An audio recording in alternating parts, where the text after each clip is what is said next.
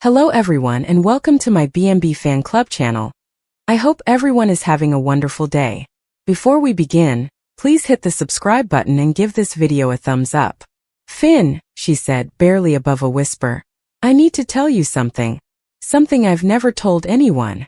Her heart pounded, each beat a reminder of the fact she could no longer deny. Finn slowly turned, his warm probing gaze finding hers. Those eyes, which had always been warm and trusting, now showed a flicker of apprehension. He crossed the room in a few steps and sat next to her, his hand extending for hers. The warmth of his touch only increased her guilt. Steffy, what is it? He questioned, his voice kind but forceful, feeling the severity of what was about to occur. You can tell me anything. You know that. She wanted to believe him, to believe that their love could weather the storm she was about to unleash. But the secret she kept wasn't simply a confession. It was a raw, festering wound that had tortured her since that tragic night in Europe. Steffi drew a long breath, her gaze locked on a point on the floor, unwilling to meet his. It was 2 years ago, she said, her voice cracking. I was in Paris, overseeing a Forrester Creations photo shoot. Everything was perfect, the city, the lights, the energy. But one night changed everything. Finn's forehead was furrowing. What happened, Steffi? She closed her eyes and the memories returned, vivid and unrelenting. She could still smell the fresh Paris air and feel the cobblestones beneath her heels as she strolled alone through the narrow streets of Montmartre. She needed to clear her mind after a long day, to get away from the craziness of the shoot and the never-ending demands of her family's fashion business. The city had seemed alive and energetic until it wasn't. I was walking back to my hotel, she added, her voice barely audible through the rain. It was late and the streets were quiet. I didn't see him at first. He came out of nowhere. A man drunk, aggressive. He grabbed my arm, started yelling in French, demanding my purse, my jewelry. Her breath hitched as the recollection tightened its grip. I tried to pull away, to reason with him, but he wouldn't let go. He had a knife. Finn's palm tightened around hers, his jaw clenched. Steffi, did he hurt you? She shook her head, tears welling up. No, but I was terrified. I thought he was going to kill me. I don't know how it happened, Finn. It was all so fast. I pushed him hard to get away. He stumbled back and he fell. His head hit the edge of a stone step. Her voice snapped, and she hid her face in her pockets. He didn't get up, Finn. He just lay there. There was blood everywhere. Finn's cheeks paled, his eyes wide with astonishment. Steffi, are you saying? She asked, tears flowing down her face. I killed him, Finn. I didn't mean to, I swear. I was just trying to protect myself. But he was dead and I panicked. I ran. I didn't call the police, I didn't tell anyone. I just left him there. The room was silent, but for the continuous patter of rain. Finn looked at her, his expression a mix of disbelief and anguish. Steffi's chest wrenched as she watched him comprehend her words. The man she adored struggling with the unthinkable. She had always been the strong one, the fearless Forrester who tackled every task head-on. But now she felt little, vulnerable and exposed. Why didn't you tell me? Finn eventually said, his voice barely audible. Steffi, have you been carrying this alone all this time? I couldn't, she replied, her voice quivering. I was ashamed. I was scared. I thought if I told anyone it would destroy everything, my family, my career, us. I thought I could bury it, pretend it never happened. But it's been eating me alive, Finn. Every night I see his face. Every time I close my eyes, I'm back in that alley watching him bleed. Finn ran his hand through his locks. His expression was teary. He was a doctor, a guy committed to saving lives, and now his wife had admitted to taking one. Steffi could see the turmoil in his eyes, the fight between his feelings for her, and the consequences of her actions. She wanted to reach for him and beg him to understand, but terror stopped her. What if this was the moment they broke? Steffi, he finally continued, his voice calm but strained, you were defending yourself. You didn't mean to kill him. But you should have gone to the police. They would have seen it was an accident, self-defense. I know, she wept. I know that now. But back then I was so scared. I was alone in a foreign country, and I didn't know what to do. I just wanted it to go away. Finn stood, pacing the room, his hands clenched behind his neck. This is a lot, Steffi. I need to understand. Did anyone see you? Was there an investigation? She didn't answer. I don't know. I left Paris the next day, told everyone I was sick and needed to come home. I checked the news for weeks, but there was nothing about a man found dead in Montmartre. It's like he just disappeared. But that doesn't make it any easier. I still did it, Finn. I still took a life. He stopped pacing and gazed at her, his eyes softer than normal. You were scared, Steffi. You were trying to survive. That doesn't make you a monster. But it makes me a coward, she lamented. Finn knelt in front of her, holding her hands. I ran away. I didn't face it. And now I'm terrified of losing you. You're not going to lose me, he stated firmly, though his voice shook. But we need to figure this out together. You can't keep carrying this alone. It's destroying you. Steffi peered into his eyes, searching for the reassurance she so desperately wanted. What do we do, Finn? What if someone finds out? What if it comes back to haunt us? He sighed and slumped his shoulders. I don't know yet. But we'll figure it out. We'll get through this, Steffi. Together. The days that followed were a whirlwind of hushed discussions and sleepless nights. Steffi's confession had created a chasm between them, which they both fought to heal. Finn was sympathetic, but she could see the strain in his eyes and the questions he avoided. She wondered whether he regarded her differently now, if the woman he loved was permanently stained by her history. Steffi immersed herself in her work at Forrester Creations, hoping to drown out the guilt, but it stuck to her like a shadow. Every corporate meeting and design concept seemed hollow. Her family noticed the change. Her father, Ridge, asked whether she was all right, his forehead furrowed with concern. Taylor, her mother, sensed something deeper but did not pursue it. Steffi wanted to tell them everything, to entirely unburden herself, but she remained silent for fear of their judgment. One evening, while she was alone in her office, the door creaked open. It was Hope Logan, her long-standing rival and uneasy ally. Steffi braced herself for another lecture on business or family drama, as Hope appeared unexpectedly. But Hope's look was different. Tender, almost empathic. Steffi, can we talk? Hope said, locking the door behind her. Steffi nodded nervously and pointed to a chair. What's this about, Hope? Hope paused before sitting down with her hands clasped in her lap. I heard you and Finn talking the other night. I didn't mean to eavesdrop, but I heard what you said. About Paris. Steffi's veins were throbbing. Hope, you can't. I'm not here to judge you, Hope said softly but firmly. I know we've had our disagreements, but I also know what it's like to carry something heavy, something you can't undo. I'm not going to tell anyone, Steffi, but you need to stop running from this. It's eating you alive. Steffi's defenses collapsed, and she buried her face in her hands. I don't know how to fix it, Hope. I don't know how to live with it.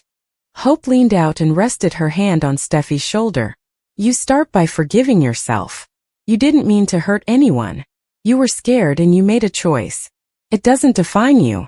For the first time in years, Steffi saw a glimmer of hope, a faint light piercing the darkness. Hope's words did not erase the past, but they did provide a road forward, a means to begin healing. She looked up, tears falling down her cheeks. Thank you, she muttered. I do not deserve this, Hope said, smiling slightly. We all deserve a chance to make things right. Over the next few weeks, Steffi and Finn dealt with the fallout from her revelation. They sought the assistance of a therapist, someone discreet who might help Steffi process her guilt and trauma. Finn kept his pledge and stood by her, despite the obvious strain. They argued occasionally, not about the secret itself, but of the burden it caused on their marriage. Throughout it all, Finn's devotion stayed solid, like an anchor amid the storm. Steffi also started looking into the incident, cautiously reaching out to connections in Paris to check if there was any record of the man's death. She was shocked to find that the man had lived, despite being severely hurt. He had no recollection of the interaction, and the police had dismissed it as a drunken accident. The news brought both relief and a new surge of guilt. She had spent years assuming she was a murderer, while the truth was far more convoluted. With Finn's help, Steffi decided to make apologies in her own manner. She made an anonymous donation to a charity that helped victims of violence in Paris, wanting to make amends for the anguish she had caused. It wasn't the ideal solution, but it was a start. She gradually began to reconstruct herself, piece by piece, learning to live with her history but not letting it define her. The rain continued to fall from time to time, but it no longer felt like punishment. Steffy stood at the window of the Forrester estate, Finn's arms around her from behind. The storm outside mirrored the one within her, but for the first time, she felt prepared to endure it. She wasn't alone any longer, and she understood it was enough.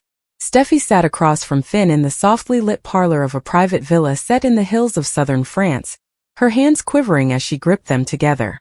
The weight of the secret she'd kept for so long pressed heavily against her chest. Finn, the ever-compassionate and patient lover, picked up on her slight symptoms of concern. He extended across the table, his fingers brushing against hers in a wordless show of support.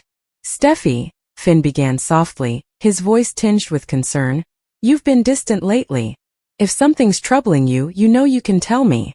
Steffy met his gaze, her eyes filled with a mixture of fear and resolve. She had always been proud of her tenacity and ability to meet obstacles head-on. This was different. This was a horrible, consuming reality, and sharing it seemed like unraveling the whole fabric of her existence. Steffy took a big breath and began speaking, just above a whisper. "Finn, there's something about my past that I've never shared with you. Something I did. Something unforgivable." Finn's brow furrowed in perplexity. "Steffy, whatever it is, we can face it together. You don't have to carry this alone." She shook her head, tears welling up in her eyes. I killed a man." The words hung in the air, thick and oppressive. Finn recoiled slightly, his mind trying to process the seriousness of her confession. "What do you mean? How? Why?" Steffy closed her eyes, the memories returning with agonizing clarity. "It was years ago before we met. I was in Europe, lost in a haze of grief and confusion after losing my sister. I was reckless, angry at the world. One night I got into a confrontation with a man. And I killed him." Finn was leaning back, his thoughts racing. "Steffy, this is serious. Why didn't you tell me?" "I was afraid," she acknowledged, her voice breaking. "I was afraid of losing you, of you seeing me as a monster.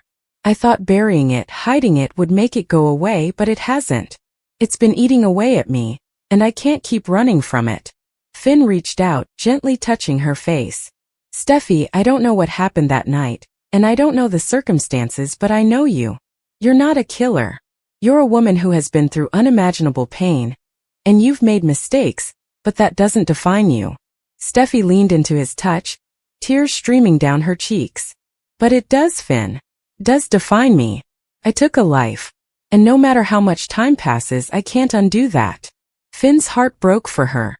He had always known Steffy to be a strong and resilient woman, but this revelation revealed previously unknown levels. He couldn't imagine the agony she had faced alone, the load she had carried in solitude. "Steffy," he murmured softly, "I don't know what the future holds, but I know this. I love you, and I believe in you. We'll face this together, whatever it takes." Steffy's weeping stopped as she stared into his eyes, finding comfort in his unflinching support. For the first time in years, she allowed herself to hope and believe in the possibility of redemption. Steffy and Finn worked through the complexity of her background over the course of several days. They sought legal advice, unearthing the facts of the occurrence and investigating the possibilities of legal consequences. The journey was riddled with difficulties, but Steffy found solace in Finn's constant presence. Ultimately, the legal system took its course.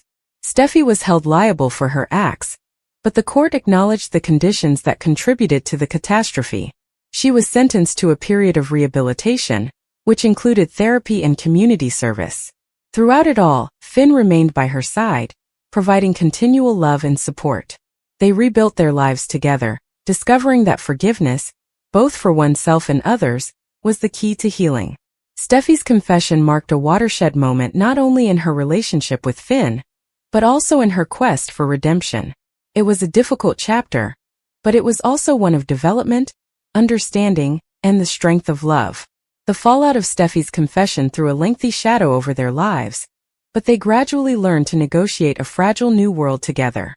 The villa, once a peaceful vacation, now felt like a refuge where truths could finally be confronted. Finn would sit with her over coffee every morning, as sunshine streamed through the big French windows, listening as she recalled parts of her long-buried past. Her words were fragmented, shaking with remorse, and occasionally hardly audible, yet each time she spoke, a small piece of the load was removed. The court-imposed community service presented its own set of obstacles. Steffi found herself working in a local shelter, caring for children who had been traumatized, just like she had. At first, it was a confrontation with her own guilt. Every laugh and tear of the children reminded her of the life she had chosen and the mistakes she had committed. However, the work gradually began to heal her, forming a new identity, one that could coexist with her past rather than be defined by it. Finn stood by her side every step of the way, volunteering when he could, encouraging and grounding her when she wavered under the weight of self-recrimination. Steffi and Finn's relationship deepened in unexpected ways. Their connection grew from a place of desire to one of trust, patience, and vulnerability. Finn's unflinching faith in herself, even in the face of such a devastating revelation, became a pillar of her fortitude.